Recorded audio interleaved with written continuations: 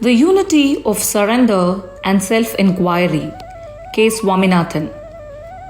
One of Ramana Maharshi's most frequent comments was that there were only two reliable methods for attaining self-realization. One could either pursue self-inquiry or one could surrender. An almost equally common statement was that jnana and bhakti are ultimately the same. This second statement is usually interpreted to mean that whichever of the two paths one chooses to follow, the ultimate goal and the culminating experience will be the same. It is generally assumed that the two paths do not converge until the moment of realization is reached. However, if Ramana Maharshi's teachings are correctly interpreted, then it will be seen that the paths of surrender and self-inquiry merge before realization, and that in the higher levels of practice, if one follows the path of surrender, then one's sadhana will be the same as that of someone who has chosen the path of self-inquiry. This may seem very radical at first sight, but this is only because of the general misconceptions that many people have about Ramana's teachings on the true nature, meaning, and practice of surrender. In order to eliminate these misconceptions and to clarify Ramana's attitude and approach to surrender, it will be helpful to examine some of these commonly held ideas in the light of Ramana's statements on the subject. Firstly, to show how unfounded most of these ideas are, and secondly, by eliminating them to illustrate the profundity of Ramana's real teachings. The most convenient starting point for this inquiry is the relationship that exists between Ramana Maharshi, the Guru, and the thousands of people who call themselves his devotees.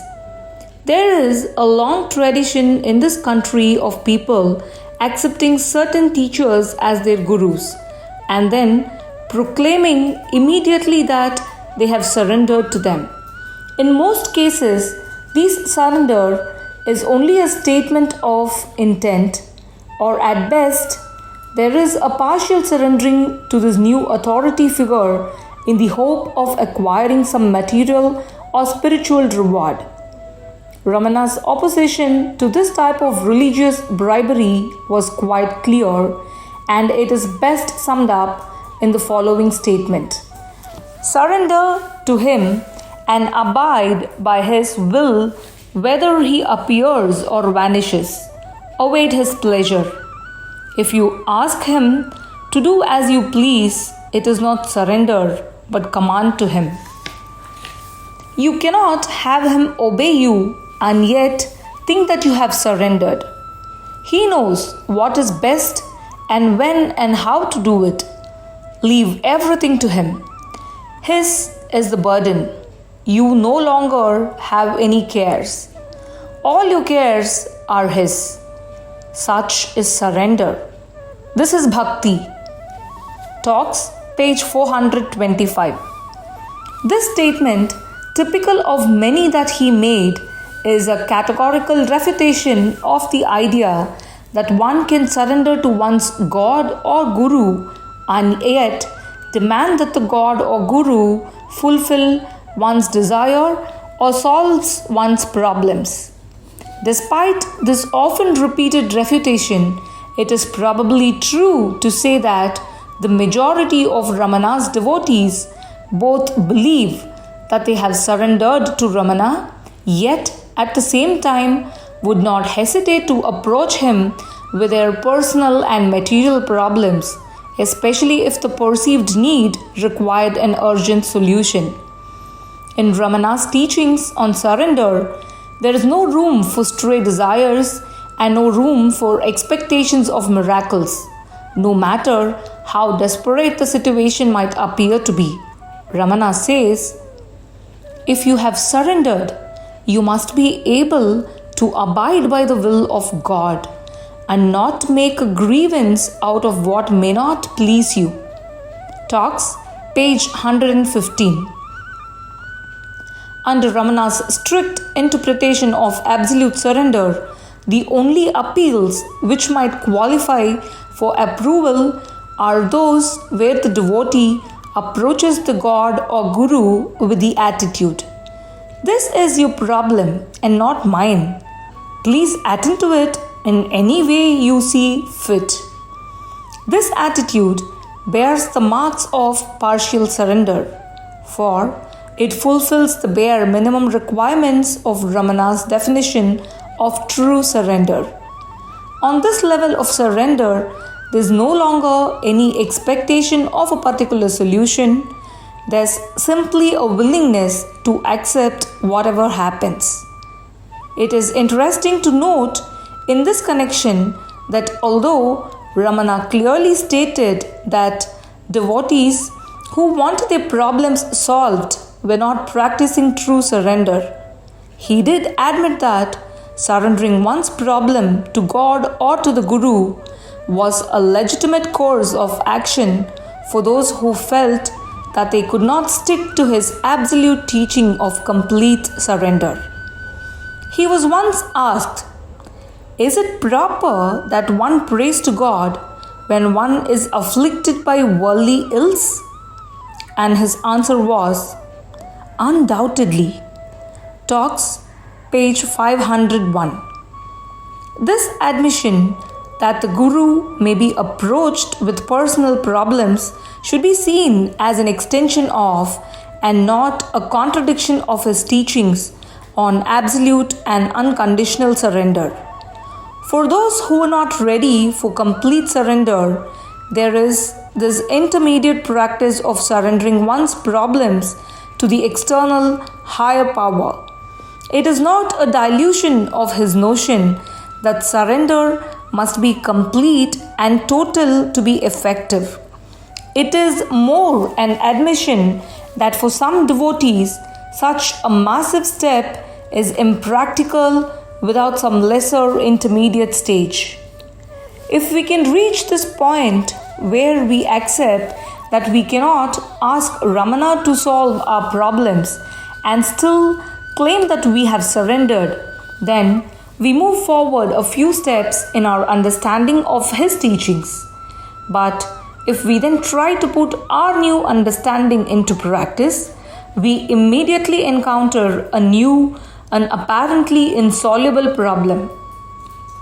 The problem is that the desire to surrender is in itself a desire which we want fulfilled, and since, according to Ramana, true surrender cannot be accomplished without complete desirelessness, the presence of this desire in us is sufficient to prevent true surrender from taking place. It is the paradox of effort which is inherent in nearly all forms of sadhana. Simply stated, the problem is that there is a perception that there is an individual self which wants to extinguish itself so that the state of realization will be revealed. But anything which this individual self tries to do to eliminate itself merely prolongs its own existence. If one sees spiritual practice as something that one does to attain realization, then there is no solution to this problem. There is no solution because the whole problem stems from the totally false assumption that this individual self has a real existence. The first path along the path to true surrender is not to throw oneself at someone's feet and say, "I surrender." It is the cultivation of the awareness and understanding that there is no individual self to surrender, and that this individual self never at any time had, has, or will have any real existence. When Ramana said on several occasions, "Who is to surrender what and to whom?" Talks, page 176. He was trying to drive home this fundamental point that without this understanding that there is no individual self, then all spiritual practices are done under false pretenses, and that meditation, surrender, or self-enquiry done without this constant awareness are merely exercises in self-deception. The best illustration of this point that I have come across appears in a recent publication called The Secret of Arunachala. In it, a devotee remarked to Ramana that a certain fellow devotee must be well advanced on the spiritual path because he meditated for 8 to 10 hours every day. Page 73. Oh, replied Ramana, he meditates, he eats, he sleeps. But who is meditating, eating, sleeping? What advantage is there in meditating for 10 hours a day if in the end that only has the result of establishing you a little more deeply in the conviction that it is you who are meditating? This aspect of Ramana's teachings that one is already realized here and now is widely ignored when it comes to practice, but its importance cannot be overstated. Ramana has said, the removal of ignorance is the aim of practice and not acquisition of realization. Talks, page 322. The most fundamental piece of ignorance is that there exists an individual self who is going to do sadhana, and that by doing sadhana, this individual self will disappear or be merged in some super being. Until this concept is eliminated on the mental level, it is not an exaggeration to say that one is wasting one's time in attempts to surrender or to inquire, who am I? Correct attitude and correct understanding of this matter are of preeminent importance if the application of Ramana's teachings is to be successful. Returning now to the practice of surrender and bearing in mind the necessity of maintaining the right attitude with regard to the non-existence of the individual self, there remains the problem of how to surrender, since the mere desire to surrender invents an illusory person who is going to surrender. The key to this problem and the key to all problems connected with the practice of Ramana's teachings is to bypass the mind and move the realm of being. One cannot truly surrender without escaping from that vast accumulation of ideas and desires we call the mind, and according to Ramana, one cannot escape or destroy the mind by any kind of mental activity. Ramana's solution is to let the mind subside to the point where it disappears, and what remains when the mind has subsided is the simple, pure being that was always there. In a conversation in talks, Ramana gives the following illuminating answer. He says, it is enough that one surrenders oneself. Surrender is to give oneself up to the original cause of one's being. One's source is within oneself. Give yourself up to it. That means that you should seek the source and merge in it.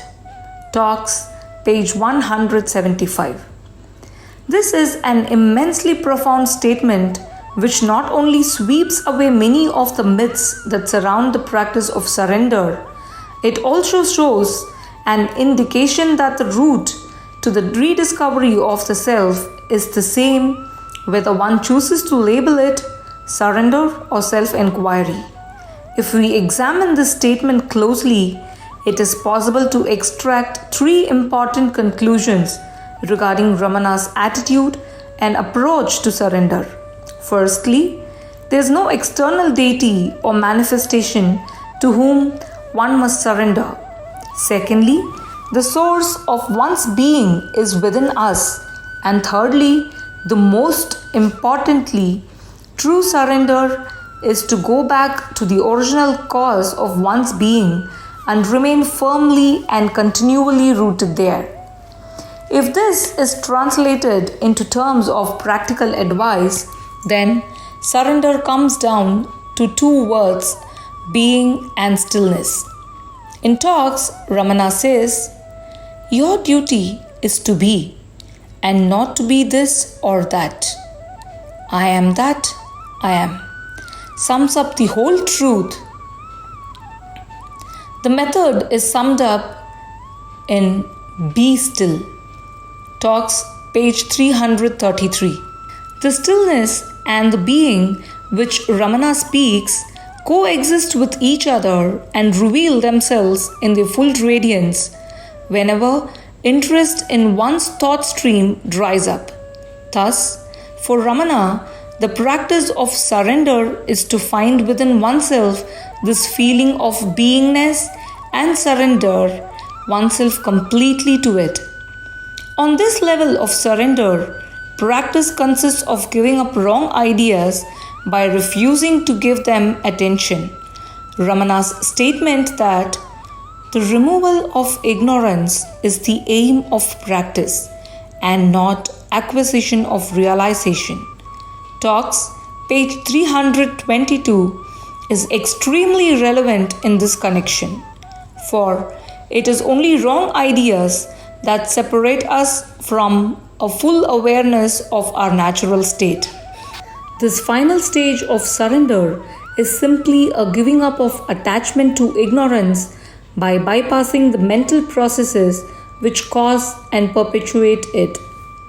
The practice is the fruit of the conviction that there is nothing to surrender, for by denying attention to the mental processes, one is finally surrendering the erroneous idea that there is an individual self to surrender.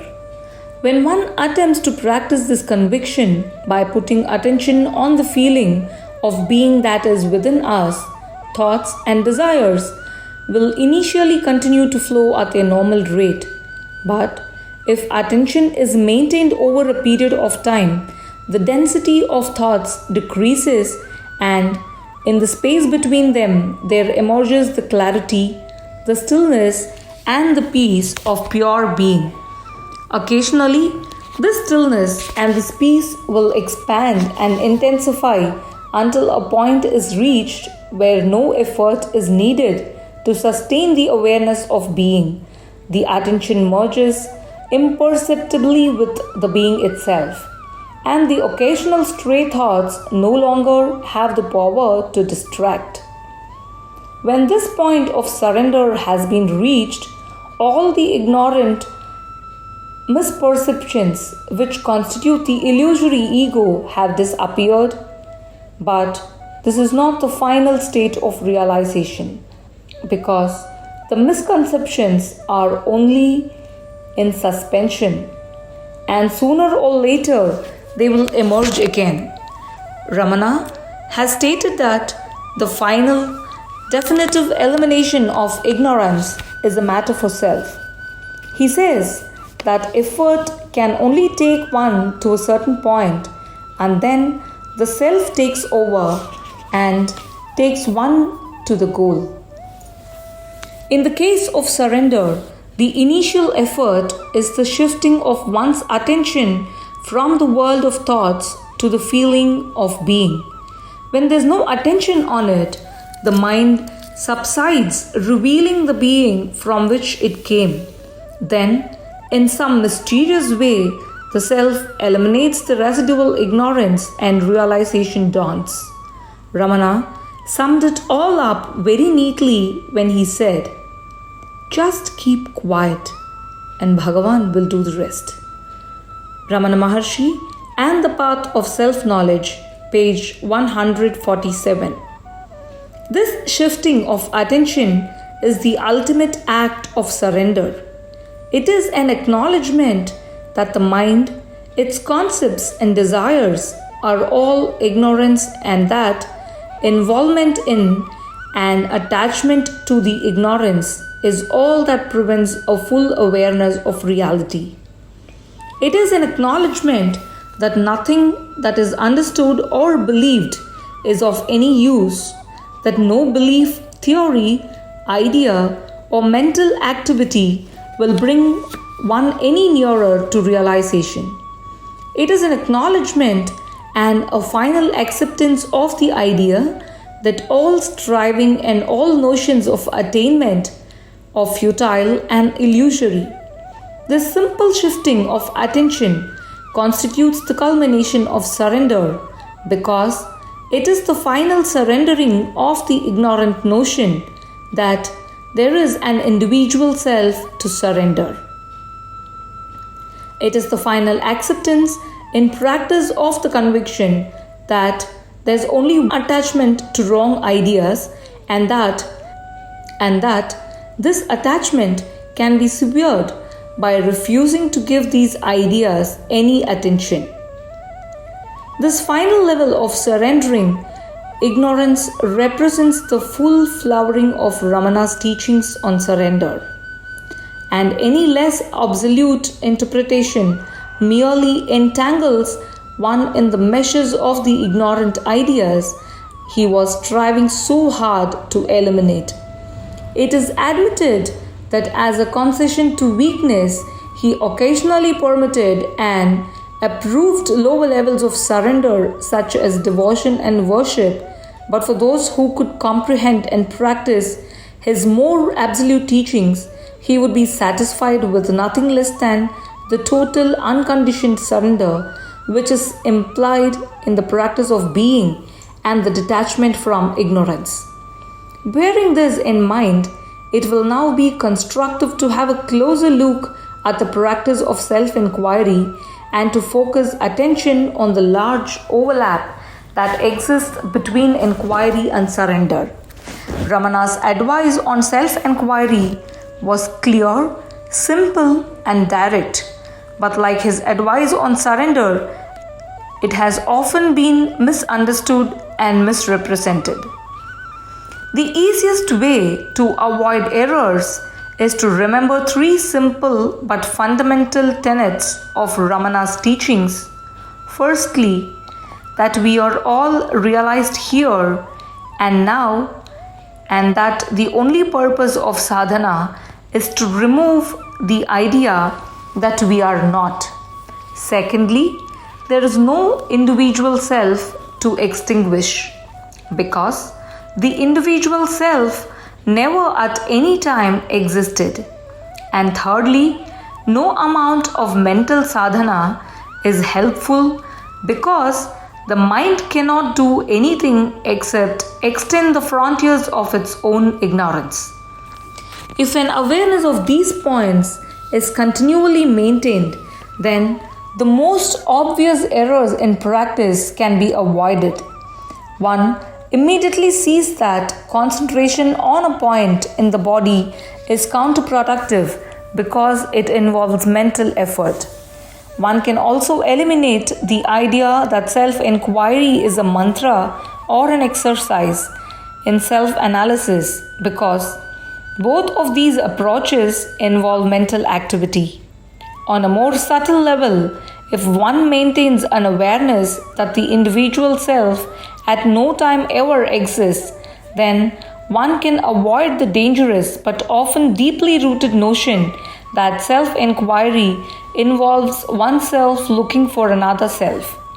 To cut through the entanglements of these and similar misconceptions, and to find out what positive practical advice Ramana had to offer on self-inquiry, one cannot do better than go back to the words of Ramana himself. In the Maharshi's Gospel, he says that the purpose of self-inquiry is to focus the entire mind at its source. Page 48. The purpose of this focusing is the same as that which has just been outlined for the practice of surrender. According to Ramana, The mind is only a collection of ignorant ideas, and unless one steps completely outside this mental realm by keeping attention on the being from which the mind emerges, then the ignorance and the wrong ideas will inevitably continue. It is important to note that Ramana never explains self-inquiry as a practice by which an individual self is eliminated. He always phrases his advice to indicate that when one looks for the source of the mind or the ego, then both disappear, and it is discovered that neither of them ever existed. This stepping outside the mind is as crucial to an understanding of self-inquiry as it is to an understanding of surrender. In a passage in Talks, he says, "The fact is that the mind is only a bundle of thoughts. How can you extinguish it by the thought of doing so or by a desire? Your thoughts and desires are part and parcel of the mind. The mind is simply fattened by new thoughts rising up. Therefore, it is foolish to attempt to kill the mind by means of the mind. The only way to do it is to find its source and hold on to it." Page 463. This finding the source and holding on to it is the beginning, end, and purpose of self-inquiry. The precise method is simple and well known. When thoughts arise, one does not allow them to develop. One asks oneself the words, "To whom do these thoughts occur?" And the answer is, "To me." And then the question occurs, "Then who am I? What is this thing in me which I keep calling I?" By doing this practice, one is shifting attention from the world of thoughts to the being from where the thought and the thinker first emerged. The transfer of attention is simply executed, because if one holds on to the feeling I am, the initial thought of I will gradually give way to being itself, to a state where there is no longer either a thinker of the thought I or a feeler of the feeling I am. There will only be being itself. This is the stage where attention to the feeling of I am has merged with the being from which it came, so that there is no longer the dualistic distinction of a person giving attention to the feeling of I am. There is only being and awareness of being. If this practice is done persistently, then the verbal redirection of attention soon becomes redundant. As soon as there is the awareness of attachment to a particular thought, then attention is immediately switched back to the being from which the thoughts and the imaginary thinker came. It is important to stress that the verbal preliminaries of asking, "Who am I?" or "To whom do these thoughts occur?" are simply tools to redirect the attention. The real self-inquiry begins with the subsequent witnessing of the disappearance of the thoughts and the re-emergence of being as the mind subsides into temporary abeyance. Ramana summarized this very succinctly when he said in Talks, "Abhyasa, spiritual practice, consists of withdrawal into the self every time you are disturbed by thought. It is not concentration or destruction of the mind, but withdrawal into the self." Page 464. Since, in Ramana's terminology, the terms being and self are virtually synonymous, what he is describing here is the practice of withdrawing into being and remaining there, undisturbed by the transient distractions of thoughts. This practice may be viewed from two perspectives. In the higher levels of surrender, maintaining awareness of being can be seen as surrendering of wrong ideas, including the wrong idea that there is someone to surrender, whereas in self-inquiry, one reaches the same point of being by actively discarding thoughts and by tracing back the feeling of I am until it finally subsides into the being from which it came. Though the two descriptions might appear to be describing two completely different approaches, particularly in the preliminary stages, if the practices of surrender and inquiry are persistently and earnestly pursued, then the two approaches finally merge imperceptibly into the single practice of being.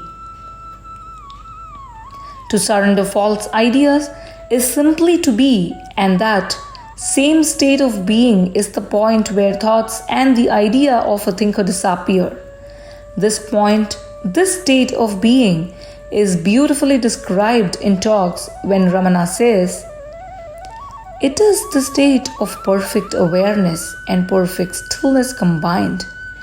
It is the interval between two successive thoughts and the source from which the thoughts spring. Go to the root of the thoughts and you reach the stillness of sleep, but you reach it in the full vigor of search, that is with perfect awareness." Page 564. This point, which Ramana describes so graphically, is the point of convergence between the path of self-inquiry and the path of surrender.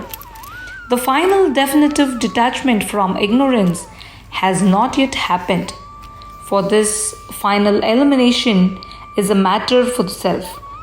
Until that elimination takes place, one can only be, and once the awareness of being is maintained effortlessly, then the being of surrender in which one has given up all ideas is the same being which results from witnessing the disappearance of the I thought. This state of being is still a stage of sadhana, for it lacks permanence, and the mind is liable to reassert its dominance at any time. However, it is the final stage, and as such, it is the purest and deepest level of both surrender and self-inquiry. It is a state which belongs neither to the world of ignorance nor to the absolute reality, but somehow, mysteriously, according to Ramana, it provides the link between the two. When Ramana said on one occasion, "Do not meditate, be. Do not think that you are, be." Secret of Arunachala, page 73. He was summarizing the whole of his practical teachings because for Ramana, it is only in this state of effortless awareness of being that the final realization will be revealed. The Mountain Path, Volume 18, Number 1, 1981. Om Shri Ramanarpanamastu.